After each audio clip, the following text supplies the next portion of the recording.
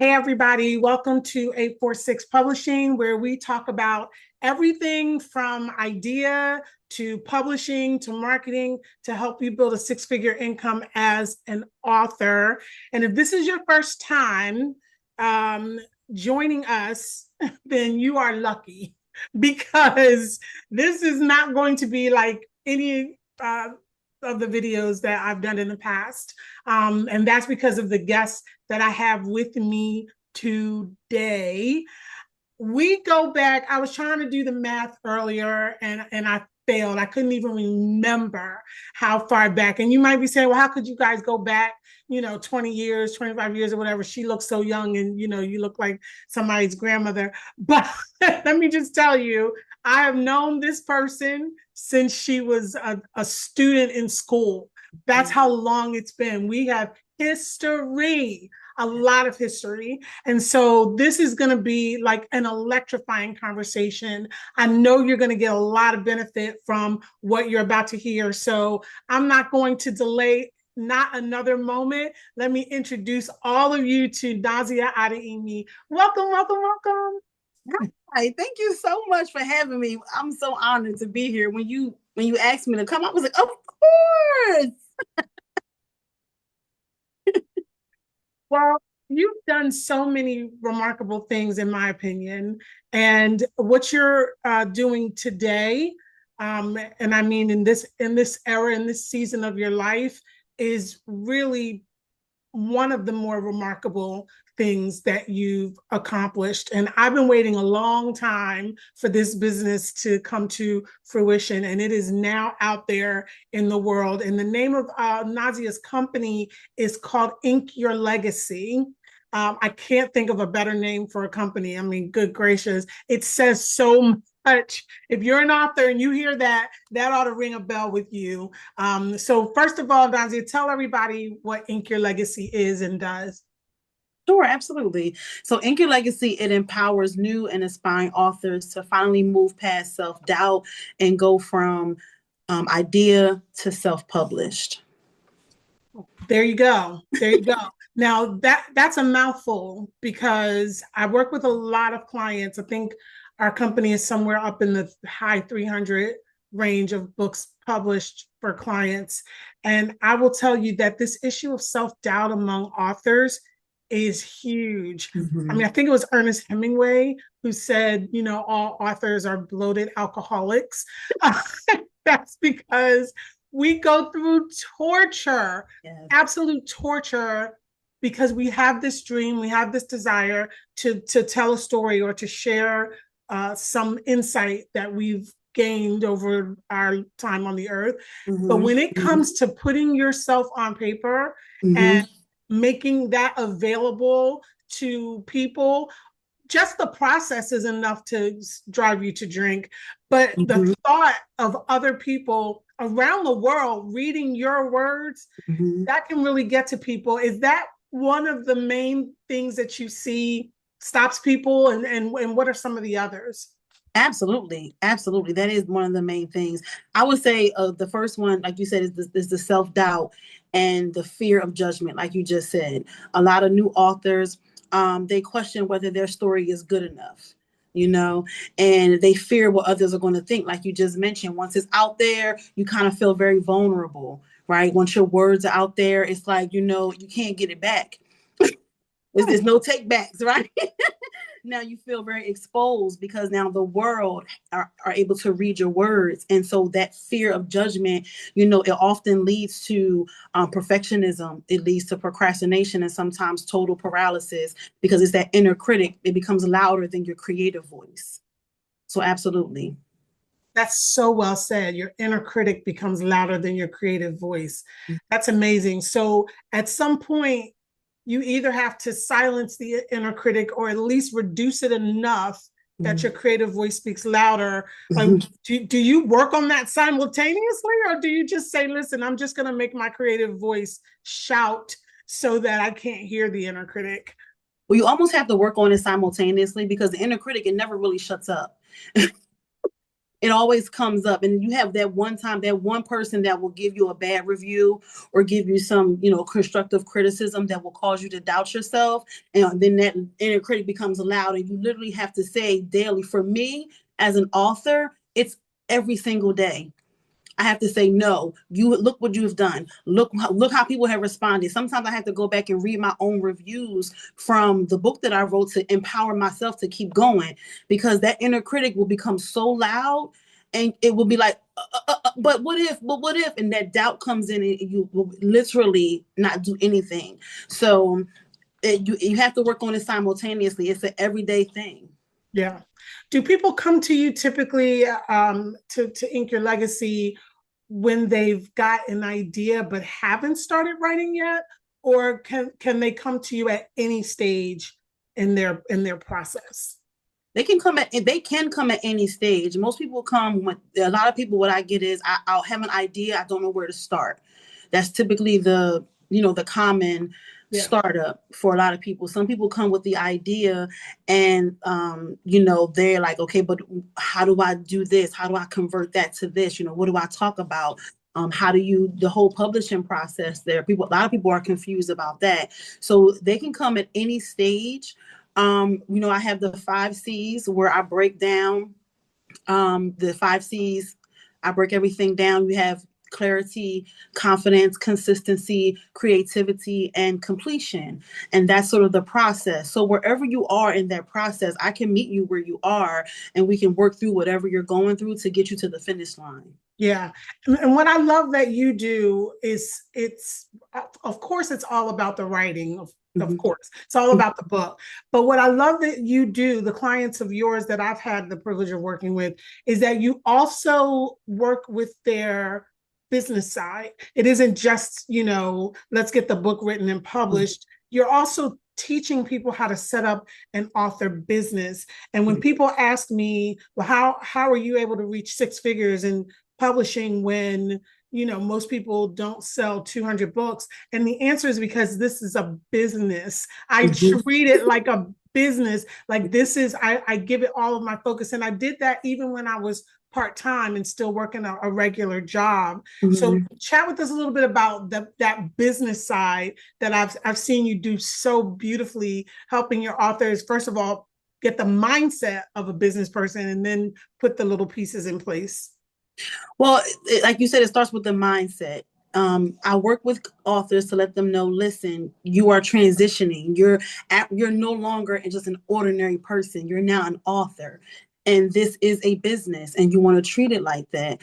And so I just work with them wherever they are, wherever their needs are. If they need help when it comes to setting up their social media and how it looks as a author and not just a regular person, transitioning their emails and setting themselves up to show up as that author in every capacity. And it really wherever they are. Some people aren't tech savvy, so I help them with that. Some people don't know about setting up their emails. They want to use Big Booty Judy 567. No,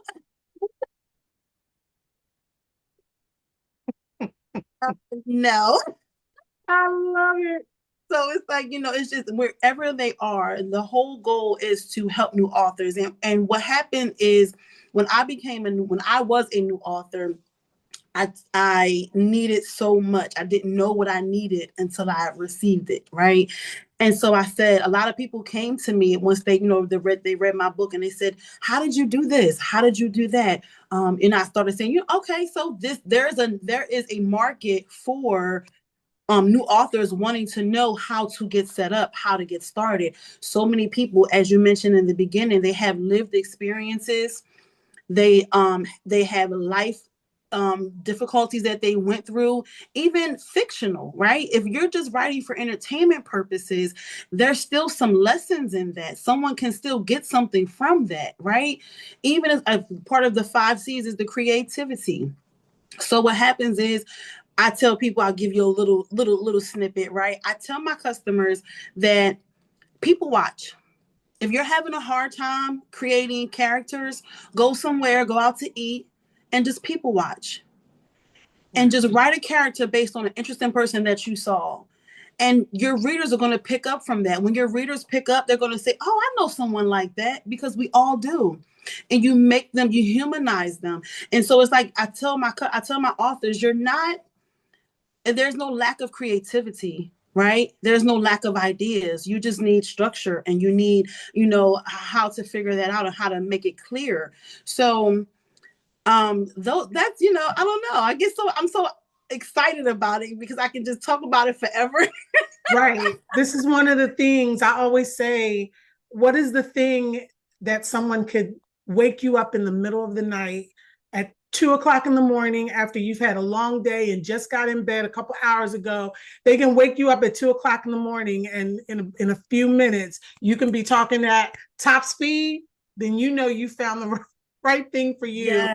And I have seen how Ink Your Legacy has electrified you in such amazing ways. And like I said, because I've worked with a couple of your clients, I can see how it's affected them as well. One in particular, who I feel is going through a complete metamorphosis, just a complete shift in confidence and personality, speaking about herself in ways that project the real value of what she's done. I mean, these are good authors. They're producing good books, and they don't even trust it. They don't even believe it. And they need somebody like you to really coach and mentor them through that process. But here's the thing I want to talk to you. I've been waiting to talk to you about this for a long time. Oh boy. Because I know that you have a background in mental health and in trauma, like trauma counseling, or you'll correct me with the terminology, but so what I have seen with many, many authors, there's so many authors who come to me and they're not exactly ready. And so I'm just so happy that I have Ink Your Legacy. I can just say, listen, you need a few pieces in place. You need to go through Ink Your Legacy, go through the process, come back to me when you're done, and then we can fly with getting the book edited and published. But I find a lot of times when, particularly with people who are doing memoirs, who come to me and they're not over their story yet. And I don't know what your answer is going to be. I did not tell you that I was going to ask you this. You did not. So I'm throwing a curveball at you, but as I was preparing for the show, I was like, this is a question I've been wanting to ask you for a long time. When people are still traumatized by their trauma, my theory, and I could be wrong, you'll correct me, is that they're not exactly ready to write about it. And the reason I say that is because of the several hundred people that we've worked with, we've only had to release 3. I don't like to release a client, even if they're having a hard time, if they're not quite ready. I didn't have Ink Your Legacy all this time. So I had nowhere to send them. So I just had to dig in and do the extra work. And that's a pleasure to do. But sometimes people are not past the trauma they want to write about. And I just wonder, does that resonate with you? That where do you need to be if you're doing a memoir about something very devastating? That's always going to be devastating. It's always going to be sad. It's always going to be difficult to talk about. But where do you need to be able to actually write about it? I love this question. Thank you so much for asking. And you threw me a curveball, but I love it because I knew you could handle it. Yes, and it resonates with me on so many levels. So firstly, I want to say that's actually how I started. When I decided to write my book, it came from, years of people telling me, after hearing my story growing up, that I needed to write a book. And I started to write my memoir. But as things started to come up, I realized that it was areas that weren't healed yet. And where I got that from was Iyanla Vanzant. In one of her books, I don't know which one, but she said that when you remember something and all of the details come back to you and you start to feel everything again, that's an indication that it's not healed. So you need to go back to the drawing board. And you mentioned my background in trauma. When I was working with trauma patients, the one thing I would say to them is that when that emotion comes up, don't run away from it. Embrace it, because that's your body telling you that it needs attention. Mm. So what I would say to authors who are doing that, that's how Sumaya's Secret came about. Because as I was writing my memoir about my life, certain things about my childhood came up, and the emotion was coming back, and I was getting sad and depressed and overwhelmed all over again. And I started writing Sumaya's Secret as a distraction. Sumaya's Secret was never intended to be a book. I wrote it as a distraction to get my mind off of what I was trying to avoid. And it became a life of its own, right? And what I would say to that as well is, sometimes in that case, like in my particular case, sometimes the book is still being written. The story is still being written. For example, not to get too personal, but like in my memoir, I was talking about how I met my father, my biological father, when I was 17 years old. And, prior to that, I couldn't pick him out of a crowd and didn't know who he was, and all of the things, and how we had a great relationship. Now, that was 4 or 5 years ago. In that 4 or 5 year time span, I found out that he was not my biological father, and then he died a year later. So had I written that book 5 years ago with this beautiful grand story about how I met him when I was 17, and now we have this great relationship, the story was still being written. So there was a purpose in the pause. Mm. Does that make sense? Oh, yeah. So even though at the time I had no idea, I'm thinking I was writing Sumaya's Secret as a distraction, but there was purpose in the pause. So now that Sumaya's Secret is live, it's out, people love it. I'm getting to the part of my life now where I just might be ready to write that memoir. So what I would say to people who are writing their memoir and they feel like that emotion is still coming up and they can't push past it, is that sit with it. Don't rush the process, because number one, the story may still be written in real life.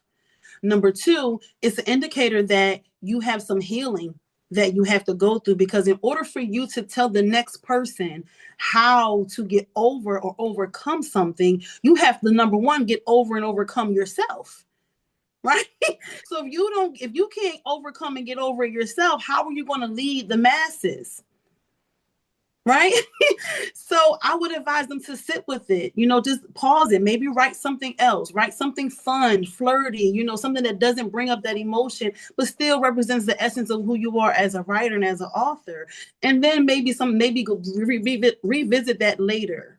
Does that make sense? That makes a ton of sense. That makes a ton of sense. And you said something I never thought about before, which is, if you've had a bad experience, which so many of my clients have had, very devastating situations. I mean, I've had women who were sex trafficked as children. I've had I have a man who grew up in Iraq and his family was thrown in prison constantly. The boys forced into war when they didn't want to go. They were separated and searching all over the country, trying to find each other. I mean, just awful, devastating things. But you just said something earlier about writing Sumaya's Secret as a distraction. It is also a way of gaining control, because in a fiction work, you are the master. Mm-hmm. You are the person who decides everything about every character's life. And that does give you so much power in that little world. And that's a great place to retreat to when the rest of the world really feels disempowering. Mm-hmm. And it makes you feel weak. You can go into your story where you control everything and make all the decisions. And that's I think would be a really cool therapeutic thing for people to do who are still struggling with their traumas. That's so insightful. And I didn't think about that until you just said it. And that's exactly what happened. Because when you're writing fiction, like you said, you create universes, you create worlds, you create characters where you're in control, where in your reality, wherever that trauma lies, you weren't in control. 9 times out of 10, it was something that was being done to you that you had no control over, which caused the trauma. Right. So that's very insightful. Yeah, I love it. So we've been talking about Sumaya's Secret, but we haven't really rolled out what it is. Sumaya's Secret is Nazia's first book. And I've heard, just from the grapevine, that maybe book 2 might be in the works and coming at some point. Yes. There is a sequel coming. Yes, I'm thinking 2027, because I have to, one thing that I would love for my new authors to know: when you're writing, there's a certain space that you have to be in, right? And if you're not in that space, your readers are going to pick up on it when they pick up your book. So my readers, they've been on me about a sequel for years now, but I haven't been in that space. Well, I'm back in the space. As they say, I'm back in the lab. And so, yes, I think that, I think the sequel is coming 2027. Yeah. Amazing. Well, in the meantime, I encourage everybody to get Sumaya's Secret. I always say when I recommend this book, it is like the perfect balance between sweet and spicy. It's a really beautiful story about Sumaya's life and the things she experiences. And like, you get to be with her in the business world, you get to be with her in her family, you get to be with her in her romantic life. But interspersed throughout, there's a lot of spice. Okay. So, if you're single, you might want to, I don't know, get in a relationship, because I don't think as a single person you can get through it without some issues.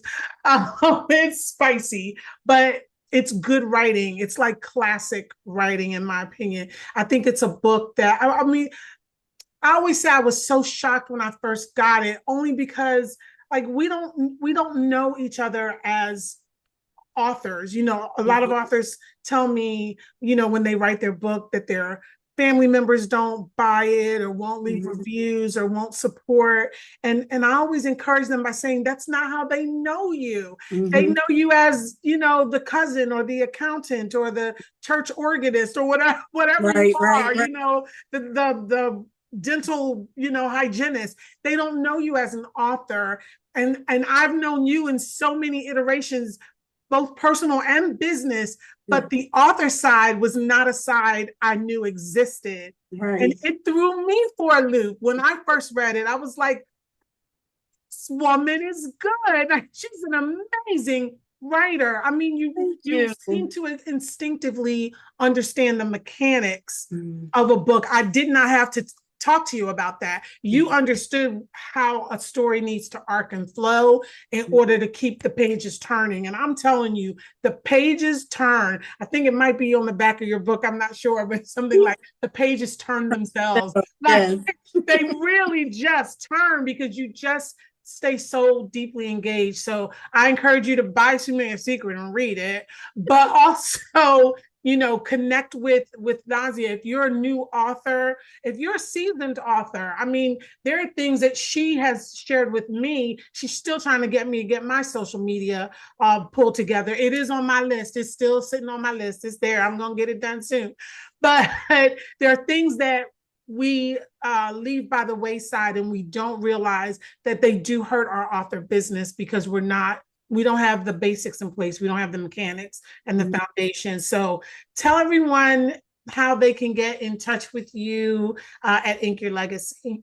Sure. So you guys all can connect with me on Instagram at Nazia Adeyemi. That's where you're going to find you can find my book, you can find my offers, and you can find ways that you can work with me. And I can't wait till you guys come into my world and let me help you. That is my promise to everyone out there, is that you are going to be a better author for having worked with Nazia.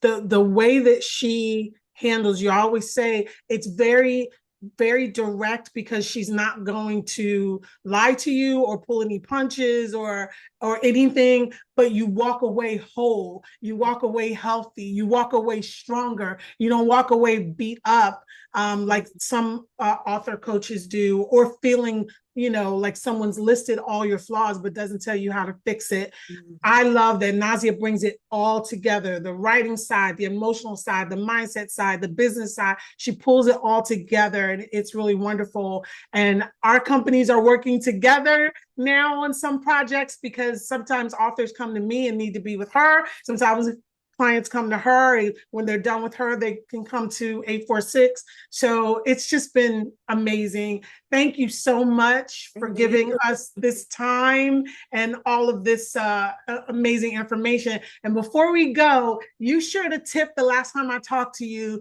that I thought was fantastic about people who don't have time to write. So I just want people to get a flavor of the kind of advice that you give. Do you remember what we were talking about, how people can get writing scheduled in their day? Absolutely. It's one of my favorite things to do. I implement it myself. So a lot of times, you guys, life and work and responsibilities, they get in the way, and they pull at your time and your focus. And, they're like, writing becomes on the bottom of the long to-do list. And so sometimes what you have to do is you have to create and write in the in-between, or in those moments. So personally, I get up at 5 o'clock in the morning before my house wakes up, before the children and the husband and the job and the responsibilities are all start tugging at me. I get up in the morning and I try to get something done, just something. And if you just do 20 minutes, 30 minutes, those little spurts of time, they all collect to become a great masterpiece when you're finished. So I just did a video actually over the weekend. I was recording for my social medias, and I did a video about writing in between, in the in between times, right? So if your children have soccer practice, football practice, and you're sitting in the parking lot, right? If you're in the pickup line and you're like, oh, I got to wait to this long pickup line for school, it takes forever, and you have a good 30-40 minutes, right? Even if it's just a concept or an idea, right? And you don't want to just the overwhelm, like we talked about earlier, comes from you have to write. I have to use 3 and 4 hours, to write. No, just write small. Commit to just one scene. Commit to just one part that feels good to you, right? You're not committing to a bunch of words. You're just committing to that small momentum.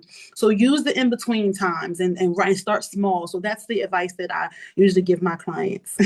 That has helped me so much. And I mean, like I said, I've got 10 books of my own that are already written, and I still struggle with finding time to write, because now I have a company and I write for other people. And I call it writing in the cracks. When you said that the other day, I said, that's writing in the cracks. That's like just finding these moments, and they add up. It might sound insignificant, 5 minutes here, 7 minutes here, 11 minutes there. But over the course of the week, that's an hour of writing sometimes. Yeah. That I wouldn't have gotten done at all, because I didn't value those little cracks of time where I could just stop and just develop a little something, maybe just a scene, or Right. think about it, even taking time to think about where I'm going. So Yeah. this is what I'm talking about, guys. Like, she's got the touch. Okay. So if wherever you are in your writing journey, I encourage you to get connected with Nazia. Her rates are so affordable. So there are all kinds of ways to engage with her on all kinds of different levels. So you're going to benefit no matter what. I truly, truly encourage you to do that. All of her information is on the screen. So, and in the show notes. So get in touch. Nazia, thank you so much. You're so amazing. We so admire you, and we appreciate you. And I hope that Ink Your Legacy is a multi-million-dollar conglomerate in no time. Ooh, yes, speak it. Thanks, everybody. I'll see you next time.